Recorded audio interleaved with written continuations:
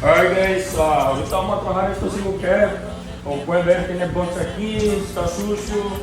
Los wheels ya les hace falta bastante cariñito. Aquí el interior también la vamos a limpiar. Lo que vienen siendo los seats, la carpet, que es de plástico. Todo aquí, el steering wheel recondition, el dashboard, todas las manchas de los seats, todo esto vamos a trabajar ahorita en la troca. Así es de que vamos a darle work of the day, Chevy single cab, let's get it. El viejo solito me pinto y la velocidad se sabe, no me asusta. El tacómetro ya lleva varias aventuras. Y las morritas le gusta subirse para sentir la adrenalina. Aquí hay pa' todas, no más hagan fila.